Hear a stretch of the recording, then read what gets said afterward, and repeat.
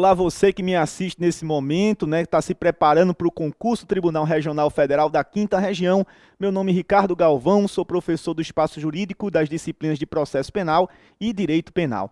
A dica de hoje é basicamente sobre direito penal, mas a gente pode fazer, logicamente, também uma conexão, digamos assim, um link com a esfera processual.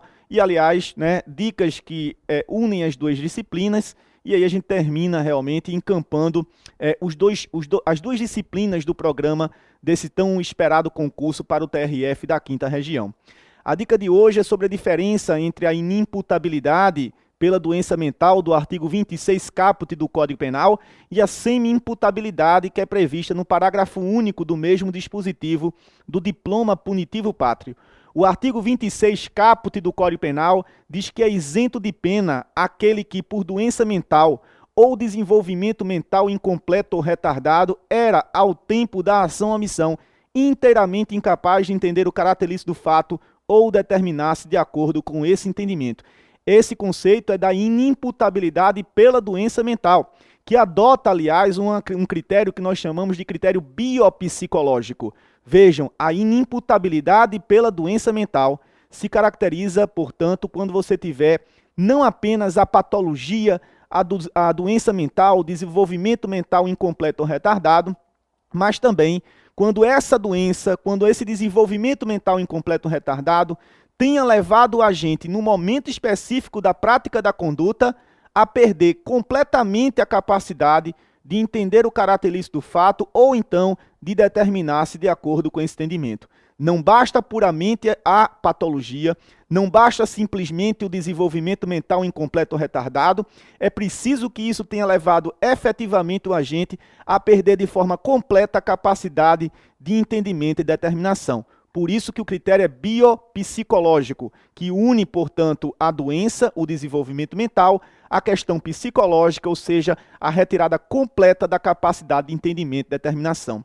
Unindo essa problemática à questão de processo penal, você vai perceber que sempre que num processo penal se verificar, se constatar a inimputabilidade do agente pela doença mental, nos termos do caput do artigo 26, o juiz vai proferir uma sentença de natureza absolutória, sendo que a gente chama essa sentença absolutória de sentença absolutória imprópria. Por quê? Porque se o doente mental praticou um injusto penal, praticou um fato típico e antijurídico, apesar de não poder ser censurado, apesar de não poder ser reprovado na esfera criminal por não ter culpabilidade, já que inimputável, o juiz, absolvendo-o, ele aplicará a chamada medida de segurança. Pode ser em caráter de internação nos chamados hospitais de custódia e tratamento psiquiátrico, ou mesmo em tratamento ambulatorial, a depender da gravidade da infração penal e, claro, também, né, obviamente, da periculosidade que o agente apresenta ao convívio social, o perigo que ele apresenta ao convívio social. Agora, é importante que você verifique, claro, né, a inimputabilidade do artigo 26, o critério biopsicológico, a natureza da sentença, portanto, que absolve o agente acusado da infração penal com a aplicação da medida de segurança. Se trata de uma sentença absolutória imprópria, mas tome muito cuidado com a chamada semi-imputabilidade, que é prevista no parágrafo único do artigo 26 do Código Penal. A semi-imputabilidade também exige, né, que o agente ele tenha uma doença mental, tenha um desenvolvimento mental incompleto ou retardado, mas essa doença ou esse desenvolvimento mental incompleto ou retardado não retirou a capacidade do agente entender e se determinar, apenas diminuiu essa capacidade de entendimento e determinação.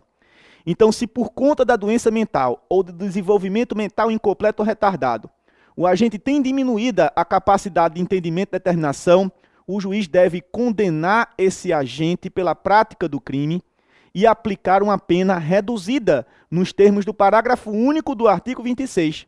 Então, o juiz é obrigado a censurar de forma menos grave a conduta do agente e aplicar uma pena reduzida nos termos do parágrafo único do artigo 26 do Código Penal. Então, notem, a natureza da sentença para o semi-imputável é, portanto, de sentença condenatória.